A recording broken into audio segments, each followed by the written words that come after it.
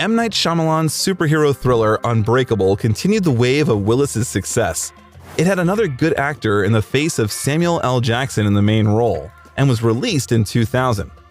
There were two antagonists. Bruce, as Unbreakable David Dunn, was a former American football player who unexpectedly learns about his superpowers.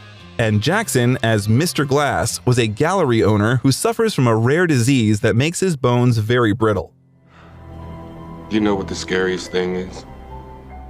To not know your place in this world.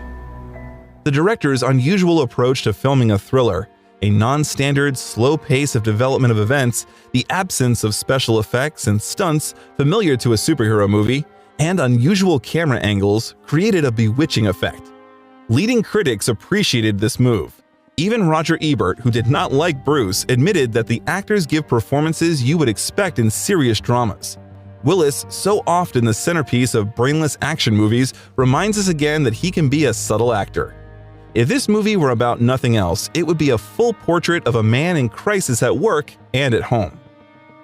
Therefore, it was not surprising that over time, Unbreakable became the first part of a trilogy. Split was filmed in 2016, in which Willis appeared for only a few seconds. The world saw a logical continuation of the first part, Glass, in 2019. In it, the actor got the same role of David Dunn, nicknamed the Overseer, who, along with his grown-up son, keeps order in the city. Glass was rated worse than previous works. Pavel Solomatin, a reviewer for the Intermedia website, described the film as follows. Glass can neither surprise nor frighten. It is terribly secondary to past films, although it can still please the audience with several very beautifully constructed scenes and shots. The actor also did not forget about music. He released a second album in 1989, If It Don't Kill You, It Just Makes You Stronger, but it didn't repeat the success of the first album, despite the growing popularity of Willis as an actor. In addition, Willis performed soundtracks for some films despite the modest achievements of the albums.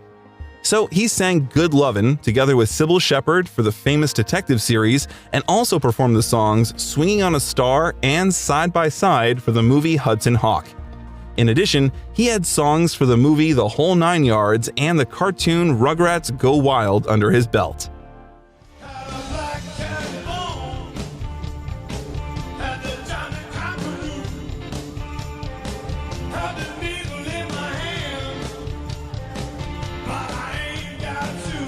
Interesting fact, Bruce hates bad guys not only on the screen but also in life. So after the September 11 attacks, the actor announced that he would personally pay $1 million to anyone who would provide information about the whereabouts of Osama bin Laden. And at first, Willis turned to the Ministry of Defense with this proposal. They thanked him but politely refused his help. Then Bruce made a public statement promising a reward to any civilian. But we will get back to the films. The shot across the bow about fatigue and career stagnation are gradually traced. Critics are increasingly opposed to the work of the actor, and the audience did not support all of his characters. Only one film with Willis was released in 2001. It was the crime drama Bandits, directed by Barry Levinson. The actor was in his standard role for this movie. This time, it was the ironic and charismatic Joe Blake, a bandit who, using sleight of hand and flexibility of mind, together with his colleague Terry, carries out a series of night robberies and got away scot-free. The film was nominated for several film awards, including the Golden Globe and Screen Actors Guild Awards. A more serious character, and frankly less impressive, turned out to be Bruce in the military drama Heart's War by Gregory Hoblit, which was released in 2002. His Colonel McNamara, and indeed the whole story, turned out to be very unconvincing. It was flat and monotonous. Well, at least that's what the weak box office and audience reviews said about it. In addition to Heart's War, the actor appeared in a cameo role in Barry Tubbs' film Grand Champion, and in the film adaptation of Sam Shepard's theater play True West. The television version was directed by Gary Harwelson and filmed in front of a live audience in 2001 at the Company of Fools Liberty Theater. You would definitely remember the cynical and aggressive role of Bruce, a tramp and a petty criminal in a torn white jersey and with impassioned speeches on a chair. Willis appeared with the same serious expression in 2003, this time in Antoine Fuqua's military drama Tears of the Sun, where he got the role of U.S. Navy Lieutenant Waters, who, as usual, was forced to break the rules to save civilians. The heroism of Bruce's character was rated average, and the box office did not recoup the budget. And even the beautiful Monica Bellucci as Dr. Kendricks could not save the situation. Tears of the Sun earned an average of 4 out of 10 on film critic websites. For those who don't remember or didn't pay attention, Willis played a role in the second part of the acclaimed Charlie's Angels Full Throttle, directed by MCG. He played the role of blonde Minister of Justice William Rose Bailey, who was successfully eliminated by the heroine Demi Moore. Rumors said that Moore's participation in Charlie's Angels marked her return to the big cinema, but because Willis agreed to a cameo as a favor. There was also a second condition. The three main characters promised to make a public service announcement about the adoption of children, which they fulfilled. During those years, Bruce increasingly began to appear in cameos because he was paid good money for a small role. Who wouldn't agree? Willis had another stellar cameo in 2004 where he played himself in the second part of Steven Soderbergh's Ocean's 12. He played, but not very well. The director's attempt to spice things up was an unexpected twist in which the main characters met Bruce Willis was unsuccessful.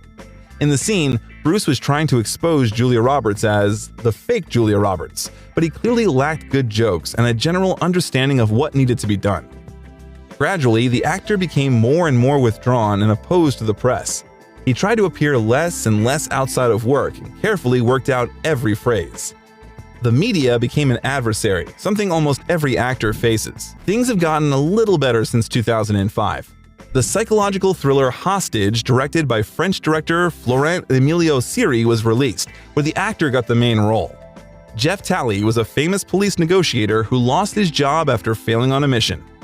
He had to find himself again, and Willis was able to get a role again in which he is good and saves the world again with a thoughtful grimace on his face. Overall, the film paid off and even earned 2 nominations, Golden Trailer Awards and Taurus Award. After that, Willis starred in the crime drama Sin City, directed by Robert Rodriguez, who co-wrote with Quentin Tarantino. The film was shot in black and white in the visual style of Frank Miller's graphic novels, whose work formed the basis of the film adaptation. Together with Bruce, Mickey Rourke, Clive Owen, Benicio del Toro, and Jessica Alba played. The role of Willis differed slightly from the standard. He played Detective John Hartigan, the most honest police officer of a fictional city who was trying to save a girl from a maniac. Here I was expecting a skinny little bookworm, maybe a bit too shy for her own good. How little she told me about herself in all her letters over all those years.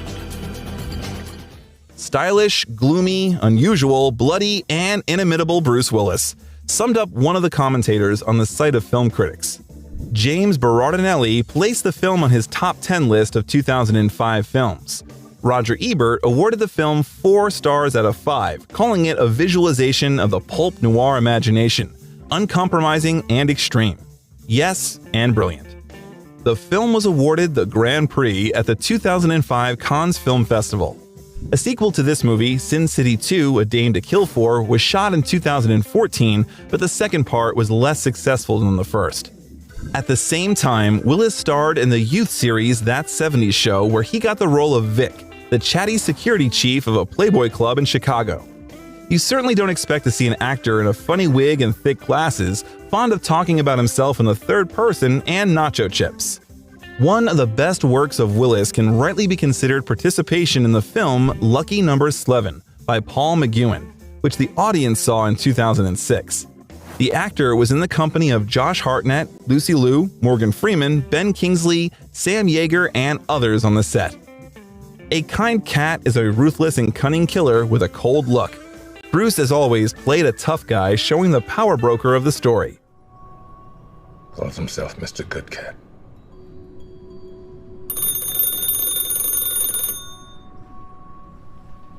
Fine. Tell him he can expect me in the morning.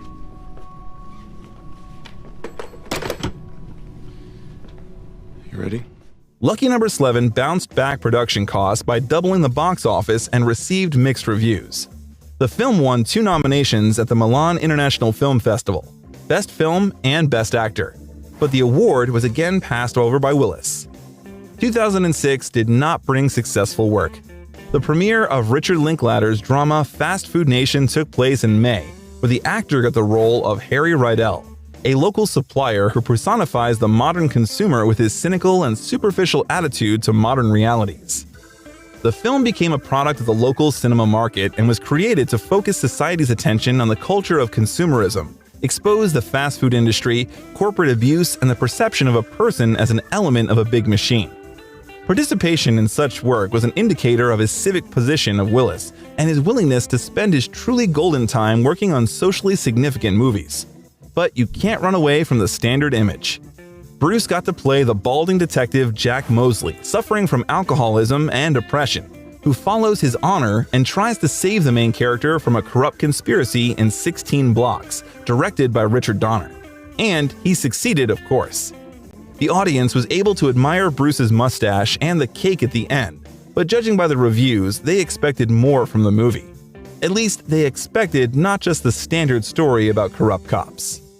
Roger Ebert gave the film 3 stars out of 5 and praised the actor. Jack may be middle-aged, he may be tired, he may be balding, he may be drunk, but if he's played by Bruce Willis, you don't want to bet against him. Surprisingly, a completely different film was released at the same time. It was Alpha Dog, with the opposite of Bruce's usual image. He played the role of Sonny Truelove, a classic representative of organized crime, who encouraged the drug business and dangerous teenage games of his son. What can I do for you? What did you have in mind? Get another round of drinks. You haven't finished the last one. I didn't ask you that.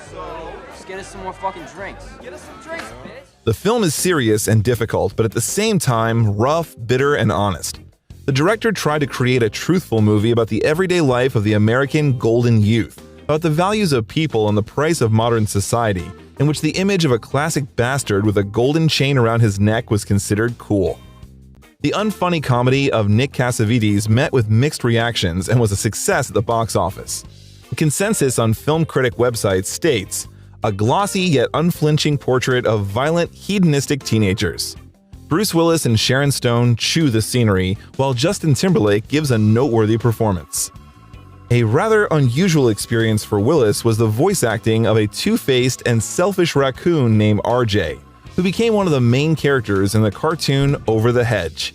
But the cartoon became very successful, collecting $340 million at the box office, as well as positive reviews from film critics. Okay, buddy, you just rest easy, all right? Because I'm on it. Hey, in a week from now, we're going to be laughing about this thing, huh?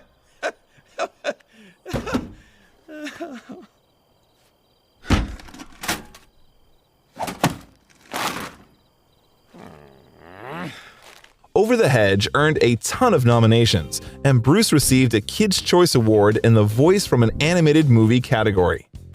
Willis did not stop working hard, and in 2006 his work was rewarded. A star was placed in his honor on the Hollywood Walk of Fame. He co-starred with Halle Berry in James Foley's noir thriller The Perfect Stranger in 2007. The role of a playboy and a potentially dangerous guy was similar to the standard image of Bruce. But whether it was done intentionally or not, Harrison Hill is not the main character. He was shown carefully, as if indirectly, and for a long time we believed in the story that they are trying to show us. The audience greeted the film coldly. It was rated hardly higher than 3 points out of 10 on the sites of film critics. Willis's participation in the exploitation film Planet Terror by Robert Rodriguez marked the actor's career problems. It was also about his commercial approach to choosing roles. He played Lieutenant Muldoon, a crazy military man who released a gas that turned people into zombies.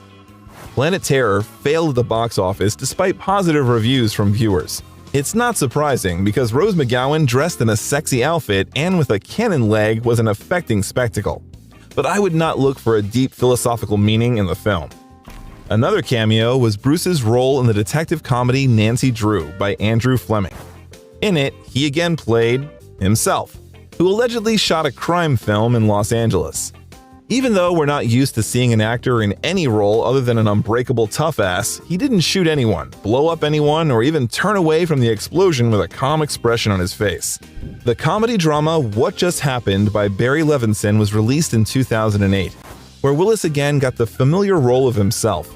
Moreover, it was interesting to note that he portrayed a capricious and vicious movie star who rattled whatever he wanted. How far is this image from reality? My 3 last pictures against your 3 last pictures. How about that, huh? Let's talk about integrity, huh? You don't have 3 pictures. You don't have any pictures. You know why? Because you're a fucking producer. The detective comedy Assassination of a High School President by Brett Simon gave the actor one of the main roles, an eccentric school principal with a military background named Jared T. Kirkpatrick. Straightening, baldness, and an ironic sight looked at us from the screens, and gradually this image became more and more familiar to us. The film received mixed reviews, 5 out of 10, but Bruce was dubbed high, calling his acting hilariously intense. The next year can hardly be called productive. The actor appeared in only one film, Surrogates, a fantastic action movie by Jonathan Mostow. It was the main role of FBI agent Tom Greer, who, investigating the murder along the way, changed the world order in a dystopian future. The white jersey was replaced with a leather jacket, but there was the familiar and beloved Bruce in front of us, gloomy, purposeful, and invariably fair, though with a small beard. Surrogates also could not please with numerous positive reviews. Bruce was caught by the paparazzi with various models and actresses for 10 years after breaking up with Demi Moore, but he never announced an official relationship. The only significant relationship in that period was the actor's romance with a model and actress from Baywatch, Brooke Burns. The relations began in 2003. It was even speculated that Bruce gave the actress a diamond ring from Cartier, but after 9 months the couple broke up. Maybe the schedules didn't match. Perhaps the woman was jealous of the actor's ex-wife. He often disappeared from her. But another significant woman in the life of Willis was Emma Hemming. It was she who changed the life of the actor. They met with the actor before. Emma knew about the adventures of an avid bachelor, but she was not against courtship, and therefore they gradually began to be seen together at parties. The couple looked happy despite a decent age difference. The couple got married in March of 2009. Emma gave the movie star 2 more daughters, Mabel Ray in 2012 and Evelyn Penn in 2014. It is said that with the advent of a new wife, Willis's attitude to marriage changed again, and the actor himself admitted that with the advent of a girl, he became much happier. By the way, the new wife has an excellent relationship with the first wife of the actor, Demi Moore. Moreover, the couple invited them with their older daughters to their wedding, and the Willis and Moore family spent a period of isolation during the coronavirus pandemic together. "We've become like a tribe," Bruce Willis said of the relationship his children have from both marriages and how his family has grown together. Speaking about his relationship with Emma, the actor says she pulled him out of the dark place he was in. "I went from love to love is truly the answer. I spent the last 10 years single and for the most part unhappy," he shared. A new upsurge of success covered Willis in 2010. It happened thanks to several works, but at the same time, a new approach of the actor to filmmaking can be traced.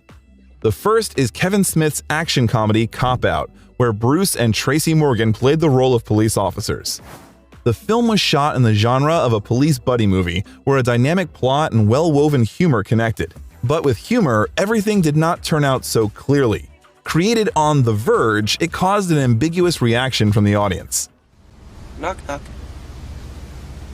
Jim, don't do it. Don't do it. If you value our partnership, don't do it. Who's there? Why'd you do it, Jim? Why? Why? To humiliate me? Orange. For what? No. No. Mm-mm. Mm-mm.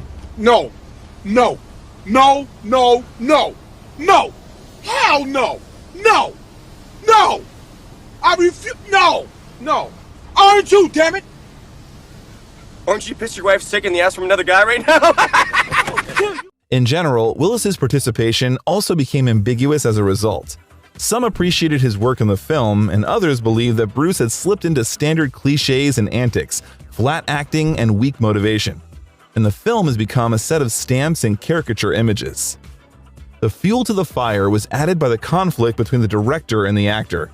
Smith would later say that working with Willis broke him the most in his career. His laziness, avoidance of work, and self-willed behavior on the set.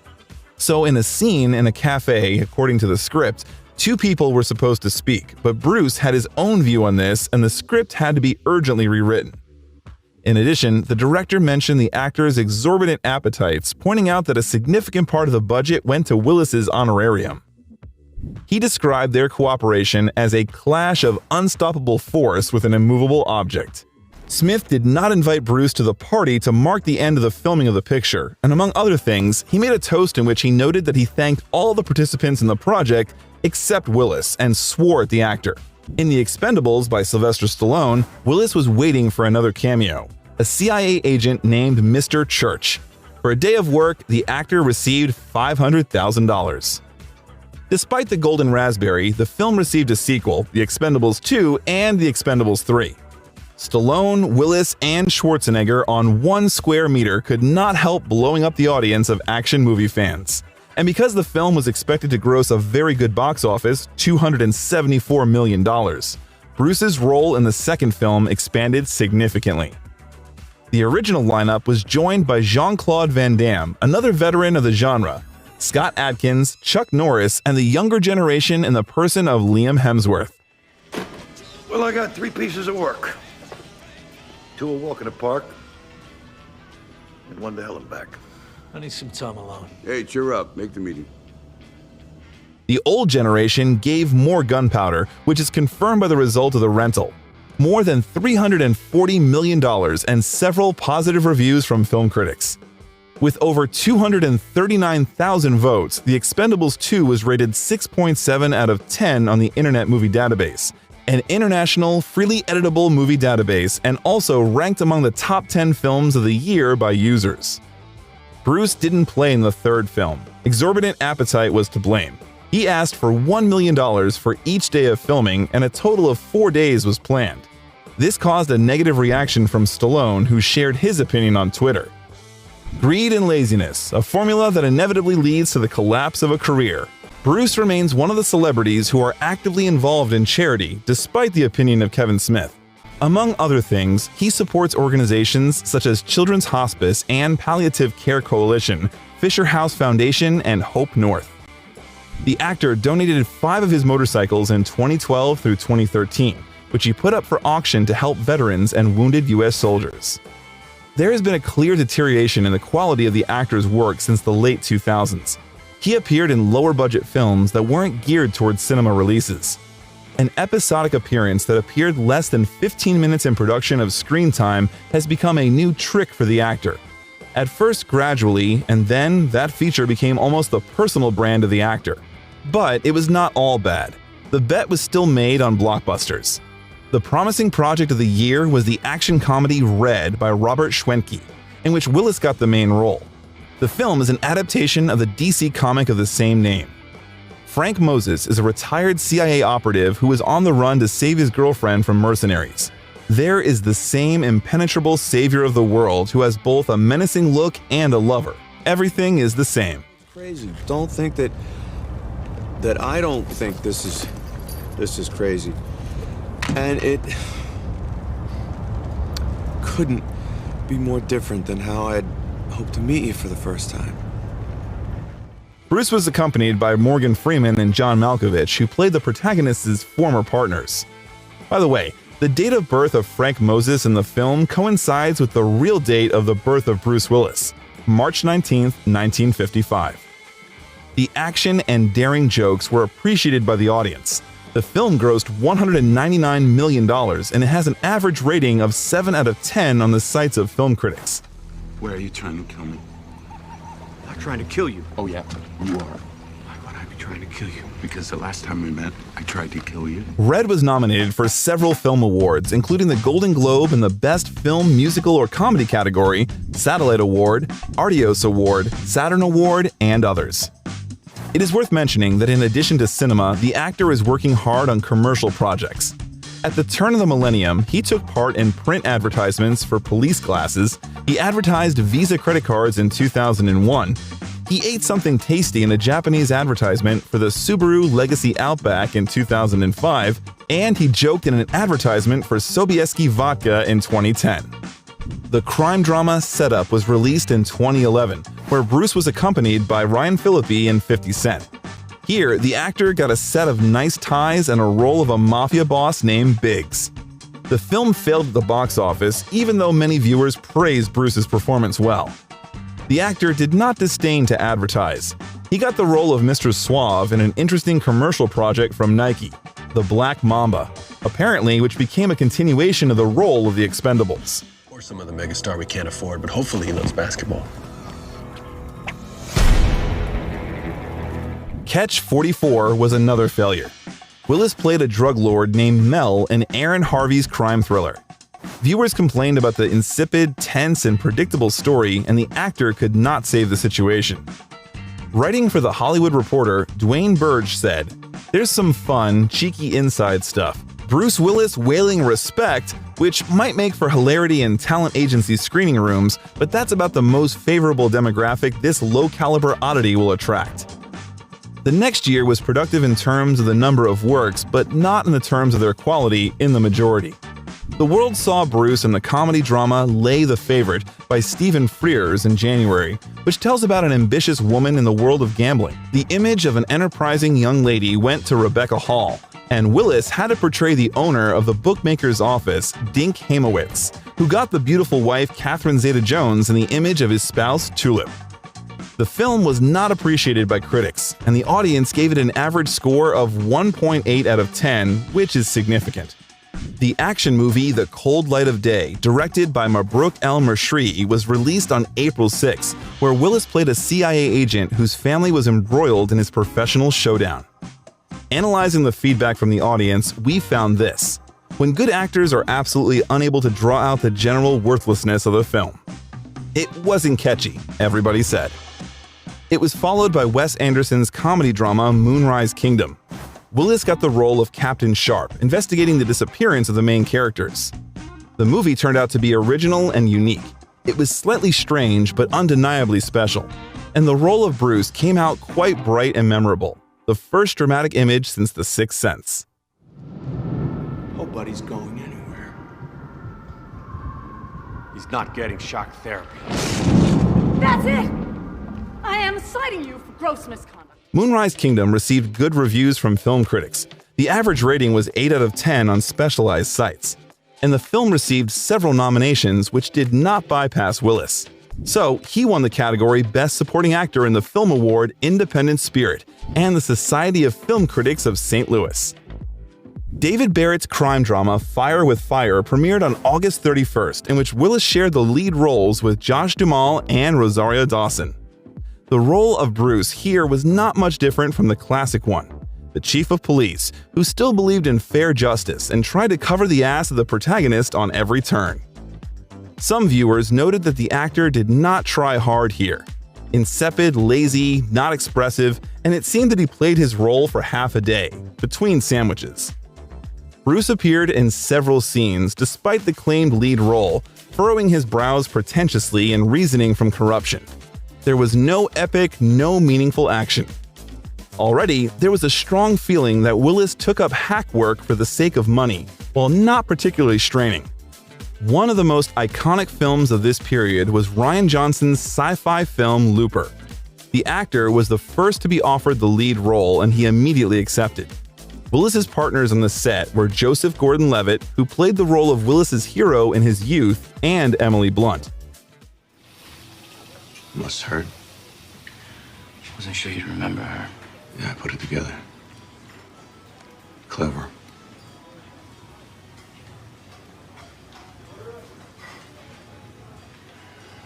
You know, there's another girl who works here on the weekends.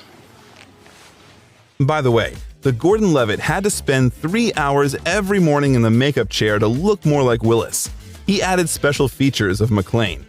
In his performance, Joseph also drew on the work of Willis, imitating his image in the star's latest roles. It turned out well. Willis clearly enjoyed shooting to his heart's content, and in his character, the audience did see the aged, tired, but still scrappy Bruce, whom we loved in our youth. The film received extremely positive reviews despite flaws in the plot and motivation of the characters. The average rating was 8 out of 10, and James Mottram of Total Film gave Looper 5 stars out of 5, concluding that it was the best sci-fi movie since Moon, the best time travel yarn since 12 Monkeys, and one of the best films of 2012. A scandal erupted in the media in 2012.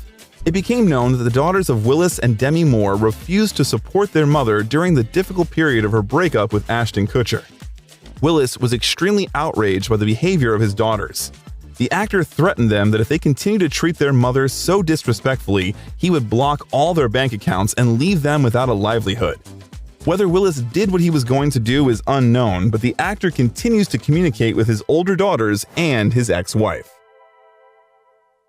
Willis was awarded the title of Commander of the French Order of Arts and Letters in honor of the 30th anniversary of his acting career and for his great contribution to cinema in 2013.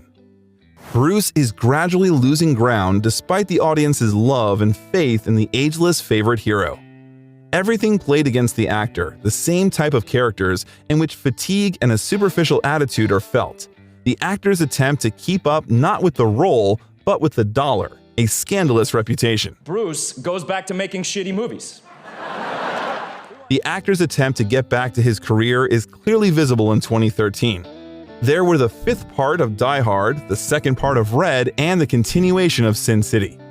The iconic but aged John McClane was extremely negatively welcomed by critics, although the picture collected its jackpot of $304 million. The film received only 2.8 out of 10 on review sites. And everything in which he starred from this period was very coldly perceived by the audience. Such was the fate of the films The Prince in 2014, Vice in 2015, Extraction in 2015, Precious Cargo in 2016, Marauders in 2016, Once Upon a Time in Venice in 2017, and The First Kill in 2017, and other films that were released during this period. The actor has shown signs of decline in recent years, according to those who have worked with Willis on his recent films. In an interview with The Times in May of this year, nearly 24 people who were on set with the actor expressed concern about Willis's well-being. Willis's team made sure that Bruce's participation in the filming was limited to 2 days, and the actor himself, according to the contracts, was supposed to be on the set for no more than 8 hours. But he barely stayed for 4, according to sources. Willis tried to reanimate himself in the theater. So he made his Broadway debut in Stephen King's adaptation of Misery as writer Paul Sheldon in 2015. The show opened at the Broadhurst Theater and caused a flurry of negative reviews from critics who described the actor's performance as empty and inert. The actor has not completely lost his grip by 2018. He deservedly took jabs as well as he gave them on the hot seat for the Comedy Central roast of Bruce Willis. Under my wing, try to make you tough. Try to make you an action star, which ain't easy to do with a kid who looks like the bad boy of figure skating. The most highly rated film of the last decade can be called Motherless Brooklyn by Edward Norton, in which the actor starred with Alec Baldwin and Willem Dafoe. The film was released in 2019 with a story about a detective with Tourette syndrome who was investigating the murder of his partner. That partner, named Frank Mina, was played by Bruce. However, he played only 5 minutes, but not bad. Other second-rate films with Willis in the roles and on the poster came after that. Among them are Survive the Night, Hard Kill, Breach in 2020, American Siege, Out of Death in 2021, A Day to Die in 2022, and others. However, none of them received critical acclaim. The directors of second-rate films simply used Willis's reputation to get at least some attention paid to their films, and his participation, even for a few minutes, ensured that those films could be sold internationally. Willis's collaboration with director Randall Emmett played a big role. Crossing their paths was the worst choice for Willis's career, but the best decision for his bank account. Randall has developed a one-shot movie system in which he invites people who want to spruce up their resumes with the experience of working with veteran stars. The latter only need to work for a couple of days for $1 million and share their photo for the poster. The star usually appears only in 3 scenes: at the beginning, in the middle, and at the end of the film. In Hard Kill, Willis is on the screen for a total of 7 minutes, in Extraction 8, and Survive the Night just under 10. In recent years, Bruce has acted in 29 films, 20 of which were owned by Randall. At the same time, 16 of them have a rating of less than 10% on the sites of film critics. But the reputation began to suffer. The effectiveness of films from sci-fi dystopias to imitations of gangsters has been that they require the actor to do only one thing: be Bruce Willis. And it doesn't matter if the actor played well or badly, the implementation of projects resting on a disgusting script and direction. Bruce Willis was nominated for his performance in Edward Drake's Apex, as he was for all movies he appeared in 2021, in the category of Worst Performance by Bruce Willis in a 2021 movie at the Golden Raspberry Awards.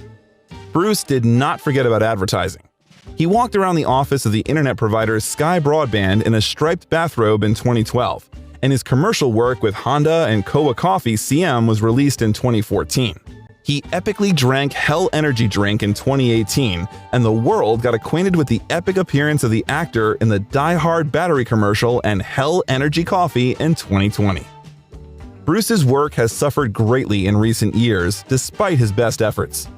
Actress Lala Kent, with whom Bruce starred in the 2020 film Hard Kill, said that he forgot about lines several times during filming. In addition, there was another incident during filming.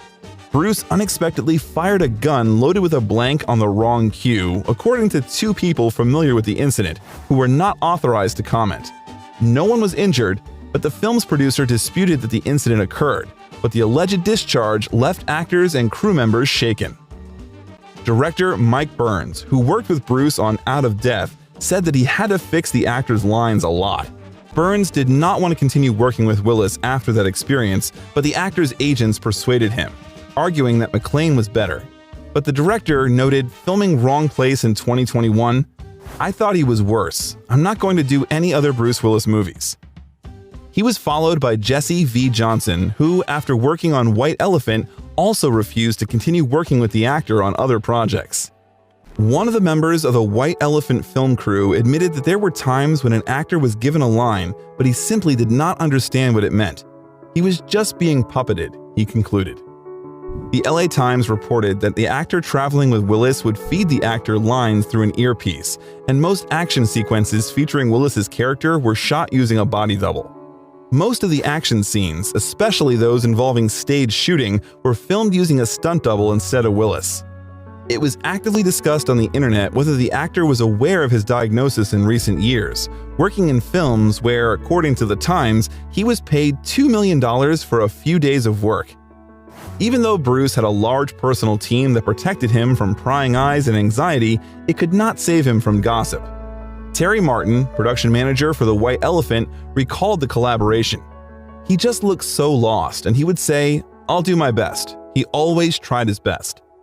The actor's family officially announced in 2022 that Willis was ending his career due to aphasia, a brain damage disorder that affects cognition. Fans and colleagues supported Bruce. One of the actors who sent a touching message to Bruce as soon as he heard the news was actor Sylvester Stallone, writing, "We've known each other for a long time. I'm praying for the best for you and your beautiful family." And after a while, Willis's wife published the first photos and video of the actor after his retirement. The indestructible hero looks happy. After the news about Willis's illness, the organizers of the Golden Raspberry Anti-Award withdrew the award from the actor, which he received for the worst acting job in the film Cosmic Sin. Bruce Willis became the winner of this comic awards ceremony in 2021. The organizers could not decide which of the latest works with the actor deserved the prize and dedicated a specially created nomination to him: the worst performance of Bruce Willis in films of 2021.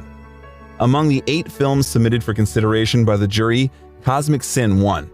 But in the end, the co-founders of the award said that due to Willis's diagnosis, it would be simply tactless to give him such an award. Thus ended a whole era in the world of the film industry, an era that has become a cult for billions of people.